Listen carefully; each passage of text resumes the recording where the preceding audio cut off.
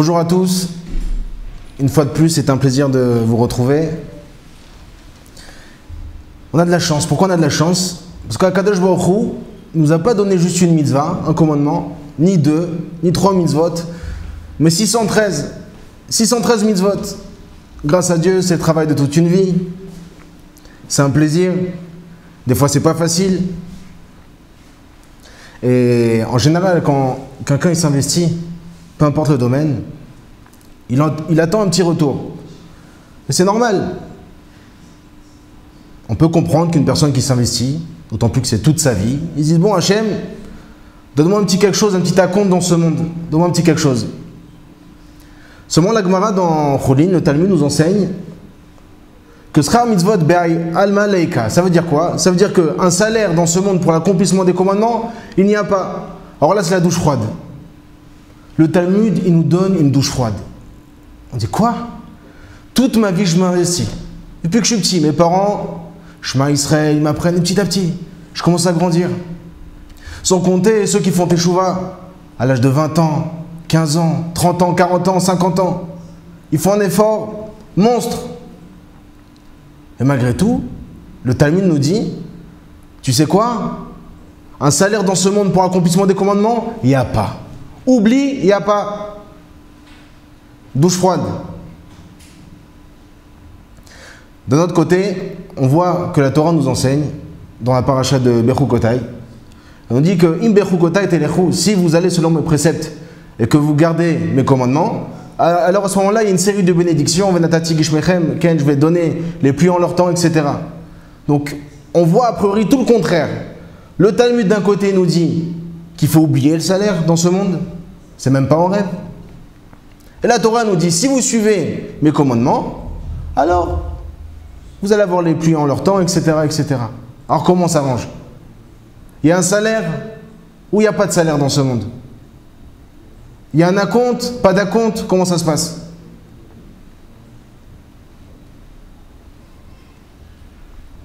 Avant de répondre à cette question, est-ce qu'il y a un salaire ou est-ce qu'il n'y a pas de salaire? Il faut comprendre la vie qui dit, à savoir celui du Talmud, qu'il n'y a pas de récompense dans ce monde. Comment ça se fait? Alors on va essayer de répondre avec ce que le Rav Dessler nous enseigne. Il a donné un exemple. Il a dit que si maintenant nous prenons tous les instants de bonheur d'un homme et que nous les concentrons en un seul instant, qu'on lui injecte, ça ne vaut pas un instant dans le monde futur. Il dit plus que ça. Il dit que si maintenant on prend tous les instants de bonheur, depuis la création d'Adam Arishon, du premier homme, jusqu'à l'avenue du Mashiach, toute l'humanité, qu'on les concentre en un instant, qu'on injecte ça en un seul homme, d'accord? Ça vaut toujours pas un instant dans le monde futur. C'est extraordinaire. Pourquoi? Hachem, il est infini.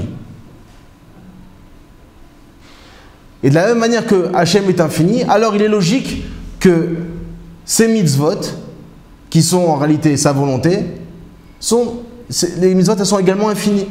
Donc c'est la raison pour laquelle on ne peut pas recevoir de récompense dans ce monde pour l'accomplissement des mitzvot. Parce que les mitzvot, c'est infini. Ce monde, il est illimité, il est fini. Et le but de la création, c'est quoi?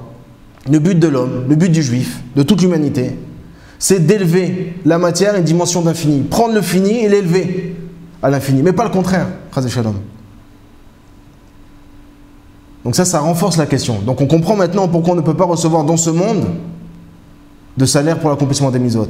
Alors comment la Torah me dit que si maintenant je suis les commandements d'Hachem, les préceptes d'Hachem, de Dieu, je vais avoir les pluies, etc. en leur temps. Si on fait attention, il n'y a pas marqué, vous allez avoir les pluies, Geshamim.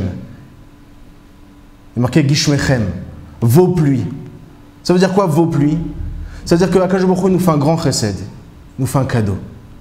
Si vous suivez mes préceptes, mes commandements, alors ça c'est cadeau. Ça ne vient pas en tant que salaire, pas du tout.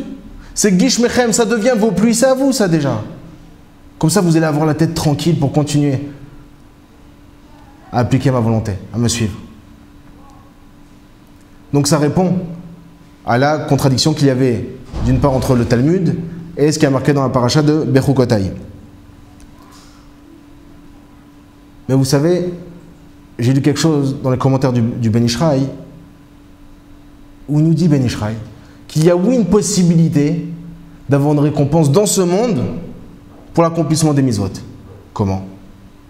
Il dit le Ben Ishraï, tout ce qu'on a dit qu'on ne peut pas avoir de récompense dans ce monde pour l'accomplissement des mitzvot, c'est les mitzvot de la Torah que Dieu nous a données. Mais si maintenant un homme, il se rajoute des barrières, il veut embellir la mitzvah, d'accord? Comme ils font les sages. Il y a le mitzvot des Rabbanan, des Chachamim que les sages ont rajouté. D'une part pour nous empêcher de tomber, mais à part ça, grâce à ça, à ces mitzvot qui n'étaient pas clairement inscrites dans la Torah, mais c'est un rajout de nos sages, parce qu'ils nous connaissent, et bien grâce à ça, oui, dans ce monde, on a la possibilité de recevoir une récompense pour l'accomplissement de ces mitzvot. Donc très souvent, les gens ils disent, mais regardez, les rabbins, ils sont venus rajouter, comme si on avait déjà, grâce à Dieu, 613 commandements. Non, il faut qu'ils nous rajoutent encore des mitzvot. Ça y est, on avait déjà, c'est khlas, on n'en peut plus. Non, vous avez rien compris. Si les sages, maintenant, ils viennent nous rajouter des mitzvot, c'est pas seulement, c'est pas une barrière pour nous mettre la ramma, d'accord, en bon français, chas et shalom, pas du tout. Un, pour nous empêcher de tomber, mais à part ça, grâce à l'embellissement de la mitzvah, grâce à la barrière que les sages ont pu mettre en place, je vais pouvoir recevoir également un salaire dans ce monde pour l'accomplissement des mitzvot. C'est un cadeau que les sages nous ont donné. Il y a deux manières de regarder la Torah, il y a deux manières de regarder l'ensemble de tous les commandements. Soit c'est un délice, d'ailleurs un délice en hébreu ça se dit oneg, ou soit, comme on a dit tout à l'heure, c'est na'amma, nega, c'est une plaie, leister.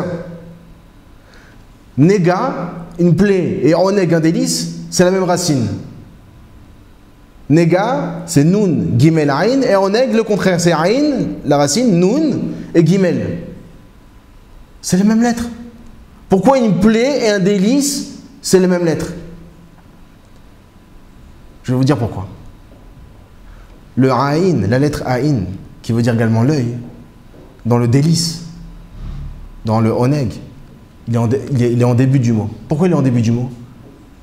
Parce que si maintenant, je prends du recul, j'arrive à regarder la Torah avec le bon œil, je suis heureux d'accomplir, je la regarde, je l'observe.